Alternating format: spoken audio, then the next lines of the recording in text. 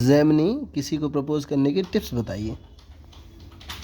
चलो मैं आपको कुछ टिप्स दे सकता हूँ। सबसे पहले आत्मविश्वास रखना जरूरी है। अपनी अच्छा। भावनाओं को ईमानदारी से व्यक्त करें और उन्हें बताएं कि आप उन्हें कितना महत्व देते हैं। एक खास जगह और समय चुनें और उन्हें एक छोटा सा उपहार या फूल दे सकते हैं। और सबसे महत्वपूर्ण बात, ईमानदार और सच्चे रहें। अच्छा। और इससे भी ना मानी तो? अगर वे अभी भी नहीं मानते हैं तो आप हमेशा उनसे दोस्ती करने और उनके साथ समय बिताने की पेशकश कर सकते हैं। उन्हें दिखाएं कि आप एक अच्छे व्यक्ति हैं और वे आपके साथ सहज महसूस करते हैं। वो नहीं हो मानती। सकता है कि वे समय के साथ अरे वो आपके नहीं प्रति अपनी मानती। भावनाओं को बदल दें। वो नहीं मानती मैं अच्छा व्यक्ति हूँ।